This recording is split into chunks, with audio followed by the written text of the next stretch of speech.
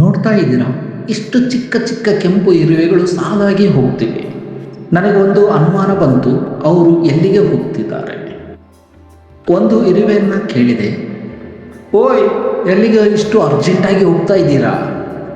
ಆವಾಗ ಇರುವೆ ಹೇಳಿತು, ಕೆಲಸಕ್ಕೆ ಹೋಗ್ತಾ ಇದ್ದೀವಿ. ಅಯ್ಯೋ, ನಿಮ್ಮ ಆಫೀಸ್ ಇಲ್ಲಿದೆ? ಇಲ್ಲ, ನಮ್ಮ ಆಫೀಸ್ ಎಲ್ಲಿ ಅಂತ ಕೇಳಬೇಡಿ. ಊಟ ಎಲ್ಲಿ ಸಿಗುತ್ತದೆಯೋ ಅಲ್ಲಿಯೇ ನಮ್ಮದೇ, ಅದೇ ನಮ್ಮ ಆಫೀಸ್. ಹಾಗಾದರೆ ಸಂಬಳ ಎಷ್ಟು? ಅಯ್ಯೋ, ಸಂಬಳವ ಒಂದು ಸಕ್ಕರೆ ಕಣ ಸಿಕ್ಕರೆ ಸಾಕು. ನಾವು ಮನುಷ್ಯರು ಮಾತ್ರ. ಸಂಬಳ ಬಂದರೆ ಇ ಎಮ್ ಐ ಮುಗಿದರೆ ಖರ್ಚು ಮುಗಿದರೂ ಮತ್ತೆ ಸಂಬಳಕ್ಕಾಗಿ ಕಾಯುವುದು.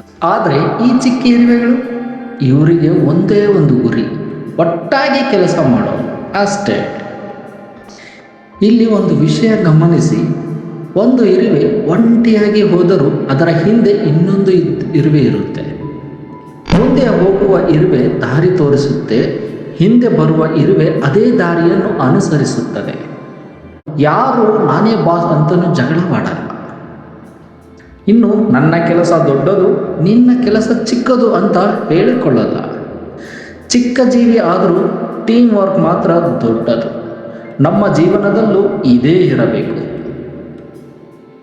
ಒಬ್ಬ ಮನುಷ್ಯ ಎಷ್ಟು ಬುದ್ಧಿವಂತನಾದರೂ ಎಲ್ಲವನ್ನು ಒಬ್ಬನೇ ಮಾಡಲು ಸಾಧ್ಯವಿಲ್ಲ. ಕುಟುಂಬದಲ್ಲಿ ಎಲ್ಲರೂ ಒಟ್ಟಾಗಿದ್ದರೆ ಸಣ್ಣ ಸಮಸ್ಯೆಯು ಸುಲಭವಾಗಿ ಪರಿಹಾರವಾಗುತ್ತದೆ. ಇಲ್ಲಿ ನೋಡಿ, ಒಂದು ಇರುವೆ ಇನ್ನೊಂದಕ್ಕೆ ಹೇಳ್ತಿರಬಹುದು, ಇವತ್ತು ತುಂಬ ಕೆಲಸ ಇದೆಯಾ? ಹೌದು, ಹಾಗಾದರೆ ನಾಳೆ ಮಾಡೋಣ. ನಾಳೆಯ? ಹಾಗಾದರೆ ಊಟ ಸಿಗಲ್ಲ ನಿನಗೆ. ಅಯ್ಯೋ, ಹಾಗಾದರೆ ಇವತ್ತೇ ಮಾಡೋಣ. ಇದನ್ನೇ ನಾವು ಮನುಷ್ಯರು ಕಲಿಯಬೇಕಾದದ್ದು. ನಾಳೆಯಿಂದ ಶುರು ಮಾಡ್ತೀನಿ, ಮುಂದಿನ ಸೋಮವಾರದಿಂದ, ಇಲ್ಲ ಹೊಸ ವರ್ಷದಿಂದ ಅಂತ ಹೇಳ್ತಾ ಎಷ್ಟೋ ವರ್ಷಗಳು ಕಳೆದು ಹೋಗುತ್ತೆ. ಆದರೆ ಇರುವೆಗಳು ಮಾತ್ರ ಕೆಲಸ ಇದೆ ಅಂದರೆ ಈಗಲೇ ಕೆಲಸ. ಇನ್ನೊಂದು ಮುಖ್ಯ ವಿಷಯ, ನಾವು ಈ ಇರುವೆಗಳನ್ನು ನೋಡಿದಾಗ ಅಯ್ಯೋ ಇಷ್ಟು ಚಿಕ್ಕದು ಅಂತ ಅಂದುಕೊಳ್ಳುತ್ತೇವೆ. ಆದರೆ ಜೀವನದ ಬೆಲೆ ಅದರ ಗಾತ್ರದಿಂದ ನಿರ್ಧಾರವಾಗುವುದಿಲ್ಲ. ನಮಗೆ ಚಿಕ್ಕದಾಗಿ ಕಾಣುವ ಒಂದು ಜೀವಿಗೂ ಅದರದೇ ಆದ ಒಂದು ಜೀವವಿದೆ. ಅದಕ್ಕೂ ಆಹಾರ ಬೇಕು, ಅದಕ್ಕೂ ಸುರಕ್ಷತೆ ಬೇಕು, ಅದಕ್ಕೂ ತನ್ನ ಗುಂಪಿನ ಜೊತೆ ಬದುಕಬೇಕು.